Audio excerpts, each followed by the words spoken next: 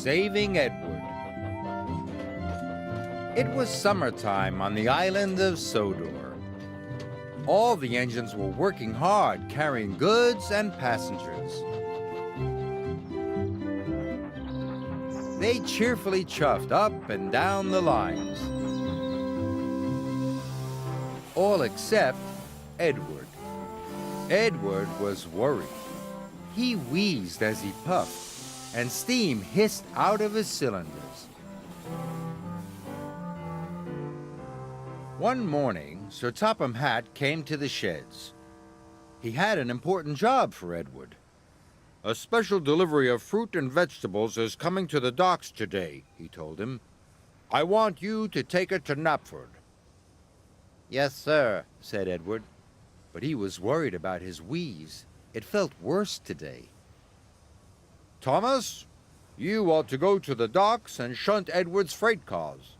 After that, you can carry on with your usual jobs." "Yes, sir," said Thomas eagerly. Thomas and Edward puffed to the water tower. Edward tried to stop wheezing, but he couldn't. "What's the matter?" asked Thomas. "You don't sound well." "I can't seem to get up steam properly," said Edward. "But I'll manage. Don't tell anyone, Thomas." Thomas wasn't sure about this. "I don't want Sir Topham Hatt to know," hissed Edward. Thomas could see Edward was worried, so he agreed. He hurried off to shunt Edward's freight cars. Edward followed slowly to the docks. Edward was very worried. What if he was too weak to pull his train? He would be of no use to the railway. He wouldn't be useful at all. Edward shuddered at the thought. "Must keep going, must keep going," he wheezed fearfully. At the docks, Thomas had shunted Edward's freight cars into place for him. Soon, Edward was coupled up and ready to go. "Go on, Edward, you can do it," called Thomas encouragingly. Edward puffed as hard as he could, but the train hardly moved at all. "I'm sorry, Thomas," Edward wheezed miserably. "I'm not a really useful engine anymore. Sir Topham Hatt will have to send me for scrap." Thomas was very upset. He wanted to help Edward. "I'll do my other jobs first," Thomas said. "Then I'll pull the train for you." Edward watched Thomas puff away. He wasn't sure if it was right to let Thomas do his job. Edward felt very worried. Thomas needed to do all his jobs as quickly as possible so that he had time to pull Edward's train. Hurry up, he told the troublesome trucks. "What for? What for?" they snapped. "For Edward," puffed Thomas, and he biffed them crossly. Edward waited sadly by his train. He hoped Thomas would come back soon. When Thomas finished all his jobs, he puffed back to collect Edward's train.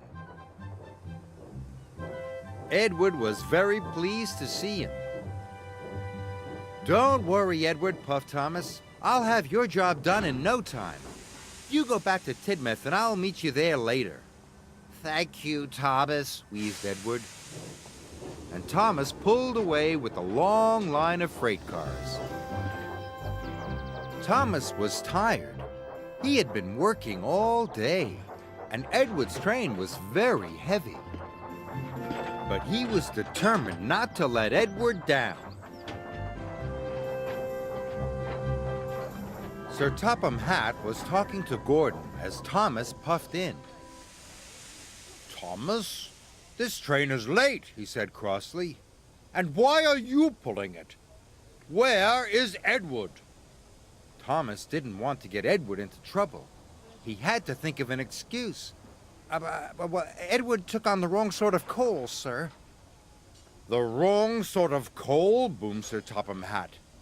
What nonsense, Thomas! I'll find out what Edward has to say about this later. Sir Topham Hatt was very cross. He gave Thomas another job to do. Yes, sir, said Thomas. Gordon steamed through the countryside. And then he found Edward having a rest.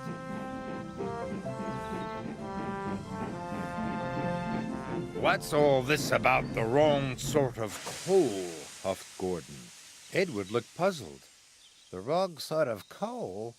Gordon told Edward all about Thomas and Sir Topham Hatt. Edward felt very bad. He wanted to put things right.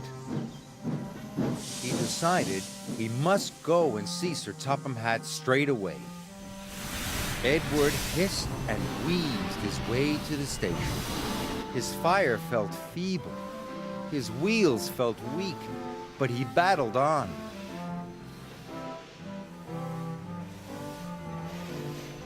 At last, Edward puffed into the station. He found Sir Topham Hatt. "It's all my fault, sir," he said sadly. "I asked Thomas not to tell you I couldn't work. I was afraid of going for scrap. I'm very sorry. I should have talked to you this morning."